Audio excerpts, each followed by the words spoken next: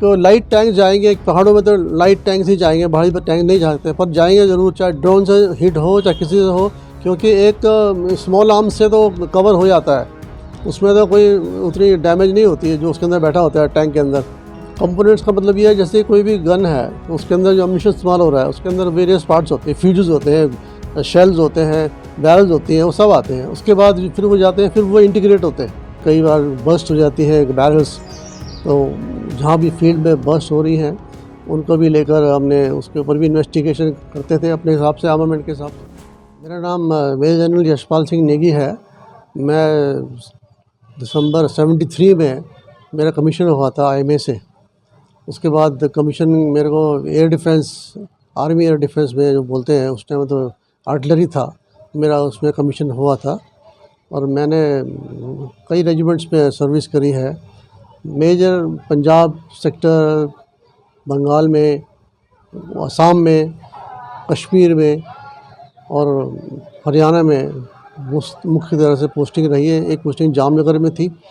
उसके बाद मेरे को ऑप्शन मिला था कि DG एक डिपार्टमेंट है मिनिस्ट्री ऑफ डिफेंस प्रोडक्शन के अंदर, उसमें आप सर्विस करना चाहेंगे, तो मैंने उसके लिए ऑप्ट किया था। मैं फिर उस सर्विस में करीबन 20 साल आर्मी का सर्विस करने के बाद 20 साल मैंने आर्मी एयर डिफेंस में सर्विस करी है और कई इस्टेब्लिशमेंट्स में मैंने उसमें सर्विस करी, जिसमें ऑर्डिनेंस फैक्ट्री के साथ ज़्यादा इसमें काम था, जिसमें कई तरह के प्रोडक्शन, जैसे स्मॉल आर्म्स एम्यूनिशन है उसका क्वालिटी एश्योरेंस, उसका प्रोडक्शन, उसमें मैंने काफ़ी काम किया। उसके बाद मैं गन साइड में भी रहा हूँ। जबलपुर में गन कैरेज फैक्ट्री में अलग अलग टाइप की गन्स बनती हैं और उनके पार्ट्स बनते हैं, बैरल्स बनती हैं, तो उसका क्वालिटी एश्योरेंस करना, उसको उसमें फायरिंग भी आता है और उसके डिफेक्ट इन्वेस्टिगेशंस सारे आते हैं। वो करने के बाद एक मौका मेरे को मिला फिर मेडक में, जहाँ पर OFPM है, आर्मी में आपको पता होगा, पर्सनल कैरियर्स बोलते हैं, ICVs, इंडियन कॉम्बैट व्हीकल्स, जो टैंक के साथ इन्फेंट्री को लेके जाती है, उसका मैन्युफैक्चरिंग वहाँ पर किया जाता है मेडक में।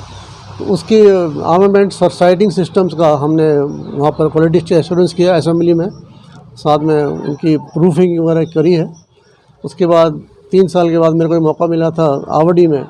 आवड़ी मद्रास के बाद ऑर्डिनेंस फैक्ट्री है जहाँ पर टैंक्स बनते हैं, टैंक्स T-72 और अर्जुन टैंक्स, तो उसके ऊपर हमने भी काम किया है। उसमें भी गन्स, उसके साथ इंटीग्रेशन करना, उसकी साइटिंग सिस्टम, उसकी फायरिंग और उसकी भी इन्वेस्टिगेशन। कई बार बर्स्ट हो जाती है बैरल्स, तो जहाँ भी फील्ड में बर्स्ट हो रही हैं उनको भी लेकर हमने उसके ऊपर भी इन्वेस्टिगेशन करते थे अपने हिसाब से, आर्मामेंट के हिसाब से।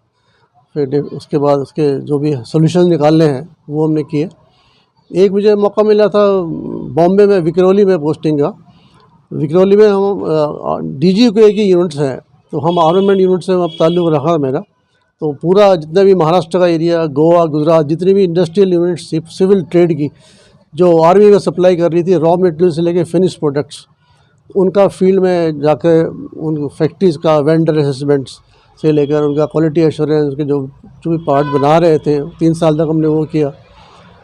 उसके बाद एक मेरे को मौका मिला था CQA ammunition, controllerate of quality assurance, जो कि पूना में है, एम्यूनिशन का डिपार्टमेंट, जहाँ सारी डॉक्यूमेंटेशंस होती है, जहाँ से पूरा वेंडर असेसमेंट से लेकर हर एक बड़े गन का या स्मॉल मोटर्स का या स्मॉल आर्म एम्यूनिशन का, सबका पर्टिकुलर्स जो है कंट्रोल होता है और सारे उन्हीं के पास सारे डॉक्यूमेंट्स हैं जो DRDO यानी कि रिसर्च एंड डेवलपमेंट ऑर्गेनाइजेशन जो आर्मी का है, उसके साथ मिलकर दोनों डेवलप करते हैं, ऑर्डिनेंस फैक्ट्री के साथ मिलकर नए प्रोडक्ट्स। तो वो भी हमने किए हैं। उसमें काफ़ी जो आजकल मल्टी मोड ग्रेनेड्स वगैरह है, लॉन्चर्स हैं, उसका हमने काफ़ी ट्रायल्स किए थे। नई गन्स, नई बैरल्स जो बन रही है, तो सिविल ट्रेड में जैसे आजकल आप सुन रहे होंगे कि नई गन्स आ रही हैं आर्मी के अंदर प्राइवेट ट्रेड से, उसमें जो भारत फौज का है प्रोडक्शन है, तो वहाँ भी हम जाते थे, तो वो बैरल्स की भी इंस्पेक्शन हम ही लोग करते थे। उसमें एक्सरेज जो होती है जैसे आर्मी के लिए, तो उसमें बाकी गामा रेज टाइप की होती है जो कि हम फोर्जेस वगैरह का टेस्ट करते थे, वो सब किया था। वो डेवलपमेंट में उसमें रहा है मेरा 3 साल। ये ख़त्म करने के बाद मेरा फिर एक 3 साल का टेन्योर CPE इटारसी में, सेंट्रल प्रूफ रेंज जो है एस्टेब्लिशमेंट इटारसी में है, मध्य प्रदेश में, सेंट्रल इंडिया में। तो वो उसका मैं कमांडेंट पोस्टिंग गया था एज ए मेजर जनरल, जहाँ पर दुनिया भर की जितनी भी इंपोर्ट्स होती हैं मेजर गन्स, उनका प्रूफ वहाँ पर किया जाता है, वैलिडेशन प्रूफ्स और प्रूफ्स।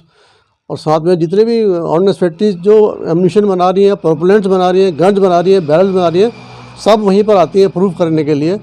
तो वहाँ 3 साल हमने कार्य किया।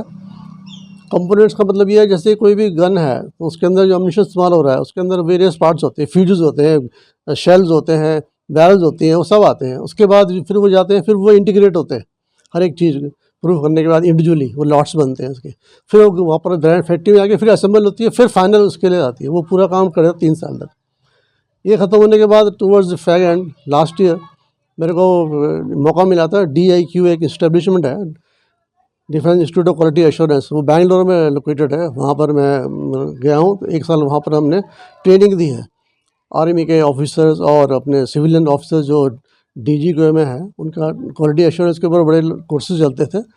कोई साल भर के कोर्सेज थे, कोई 2 साल के कोर्सेज थे, कोई शॉर्ट कोर्सेज थे, रिफ्रेशर कोर्सेज थे। आर्मी ऑफिसर्स, नेवी और नेवल ऑफिसर्स, एयरफोर्स ऑफिसर्स, तभी तीनों विंग के, उनका वहाँ पर उन्होंने ट्रेनिंग किया।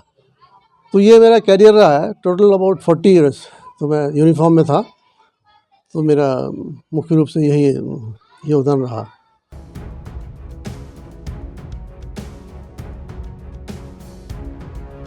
हाँ, टैंक की जो जो इम्पोर्टेंस है वो ख़त्म तो नहीं होने वाली है। टैंक को लाइट टैंक जाएंगे, पहाड़ों में तो लाइट टैंक ही जाएंगे, भारी टैंक नहीं जाते, पर जाएंगे ज़रूर, चाहे ड्रोन से हिट हो चाहे किसी से हो, क्योंकि एक स्मॉल आर्म्स से तो कवर हो जाता है, उसमें तो कोई उतनी डैमेज नहीं होती है जो उसके अंदर बैठा होता है टैंक के अंदर। और ड्रोन से भी आप इनकैप्सुलेट तो हो जाएंगे, बट टोटली डिस्ट्रॉय होने के लिए तो अभी तक सुना नहीं है कि इतने बड़े ड्रोन बने हैं जो पूरा टैंक ही डिस्ट्रॉय हो जाए। मोबिलिटी ख़त्म हो सकती है, पर बैटल फील्ड में या ऐसे हार्ड फील्ड में जहाँ वैसा जाना मुश्किल है, वहाँ टैंक्स ज़रूरी रहेंगे। इट मिक्स रहेगा वॉरफेयर, ये नहीं कि सिर्फ हम ड्रोन के ऊपर ही सारा बेस करें। It has to be hybrid mixed warfare, सबका इस्तेमाल होगा।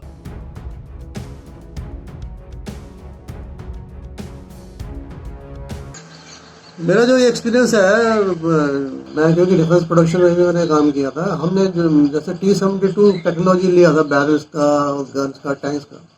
तो कोई भी कंट्री अपनी लेटेस्ट जो है नहीं देता है। जैसे कोई भी चीज़ डेवलप करते हैं उसमें हम अपग्रेड करते रहते हैं एक्सपीरियंस से। कोई टूट हो रही है फायरिंग में, कोई भी चीज़ टूट रही है, तो कोई भी कंट्री तो वो कभी नहीं मिलता है। तो इसलिए एक बहुत लंबा समय लगता है। हर जगह से आपको, चाहे आप DRDO ले लीजिए, रिसर्च एंड डेवलपमेंट डिपार्टमेंट, हर जगह आपको यही बोलते रहते हैं कि आप हम इतना साल क्यों लगा दिए जब कोई भी चीज़ ले रहे हैं।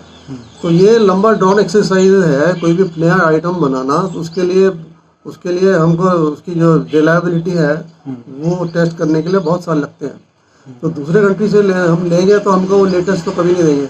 जब भी जैसे हमारी जैसे एक्सपीरियंस है, बैरल टूट जाती थी तो हम रशियंस को बुलाते थे उनके डिफेक्ट इन्वेस्टिगेशन करने के लिए। तो वो थोड़ा बहुत हमको बताते थे कि इसमें ये चेंज कर दो, इसमें ये कंपोजिशन केमिस्ट्री चेंज कर दीजिए, वैल्यूबेंडम डाल दीजिए, इससे ही हो जाएगा। तो वो लॉन्ग ड्रॉन एक्सरसाइज है, इसलिए बहुत ज़रूरी है कि हम अपना ये रिलायबिलिटी इंजीनियरिंग करें हर एक चीज़ की, और खुद बनाएं। तो उसी से हमको आत्मविश्वास भी होगा और हमारी टेक्नोलॉजी भी डेवलप हो जाएगी खुद ब खुद हमारे साथ। ये बहुत ज़रूरी है कि हम रिलायबल बने, अपने ऊपर अपने खुद बनाएं चीज़ को।